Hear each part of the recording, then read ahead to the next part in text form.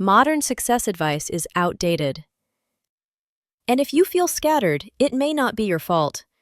When you look at your life and see a collection of unfinished interests, a guitar in the corner, a half-built website, baking tools you barely use, and a sudden curiosity about learning jujitsu, you may feel a quiet frustration. Society has a label for people like you. It suggests you're unfocused, inconsistent, or unable to commit to one clear path. Over time, that message turns inward. You begin to experience self-doubt because you can't choose one lane and stay in it. You've probably heard the phrase, "Jack of all trades, master of none," and you use it against yourself. But what's often forgotten is the rest of the quote. A jack of all trades is a master of none, but often better than a master of one. Psychology offers a very different explanation. Feeling scattered isn't a weakness, it's a sign of a highly adaptive nervous system. You're not failing to specialize, you're unconsciously building something rare. A cognitive structure known as the M-shaped mind. While the world keeps telling you to narrow your focus, your brain is preparing you for a future where extreme specialization becomes a liability. Before we explore why this pattern may actually be a survival strategy, let me know in the comments, where are you watching from? And if you enjoy deep psychology like this, check out the newsletter community linked in the description after watching. To understand why this quiet frustration appears, we need to look at the story you were taught. For much of the last century, the world rewarded I-shaped paths. People who dug one narrow hole as deep as possible. It was a kind learning environment, like golf, where the rules rarely changed. Practice one skill for 10,000 hours, and you were rewarded. But you don't live in that kind of environment. Your brain understands that the modern world is a wicked environment. The rules shift constantly. And in a wicked environment, extreme specialization becomes vulnerable. When industries change, specialists can become outdated. Because of this, you naturally drift. One year, you're absorbed in electrical wiring and HVAC systems. The next, you're exploring yoga, strength training, and DJing electronic music. From the outside, this looks chaotic.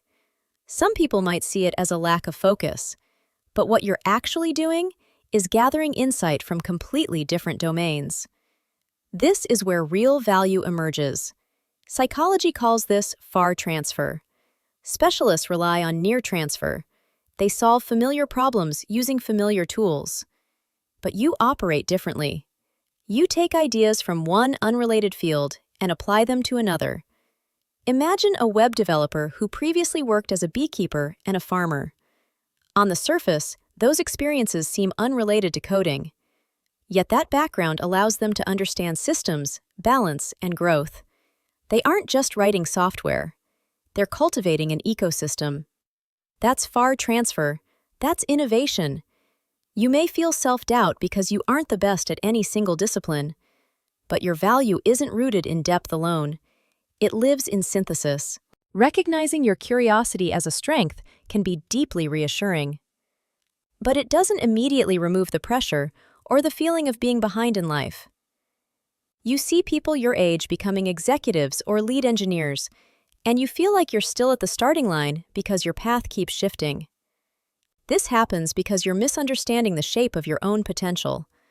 You aren't T-shaped, you're M-shaped. An M-shaped person develops multiple pillars of depth connected by a bridge of curiosity. But here's the important constraint. You can't build every pillar at the same time. If you try to learn data science, write a novel, and launch a business in the same month, everything collapses. Those who succeed with this kind of mind practice serial mastery. They see life in seasons. You might spend your 20s immersed in music and art. Then, in your 30s, you pivot toward programming to create financial stability. You didn't abandon art. You completed that season.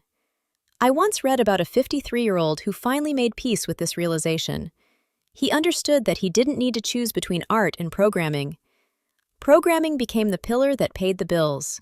Music, philosophy, and game design grew during evenings and weekends. He declined high-demand leadership roles to keep his workweek at 30 hours. He protected his mental energy. He didn't force everything to merge immediately. He allowed each pillar to exist sequentially. Over time, they naturally converged into his own personal video game projects. That's the M shape in action. There's one final psychological trait that adds resilience, and it comes from evolutionary biology. It's called redundancy. In nature, redundancy is a strength. Elephants rarely develop cancer because they have multiple copies of cancer-fighting genes.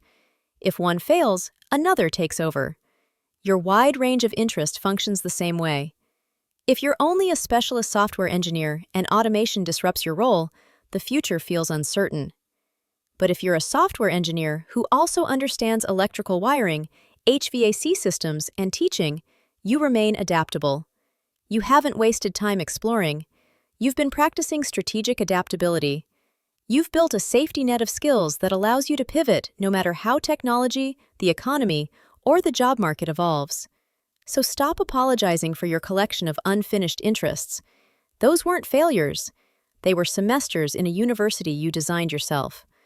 You were never meant to be just one thing. You were meant to connect worlds others can't even see. If you're ready to embrace your M-shaped future, drop a heart emoji in the comments to show you're putting the pieces together. And if you want the deeper research on how to structure your seasons, subscribe and check out the newsletter community in the description.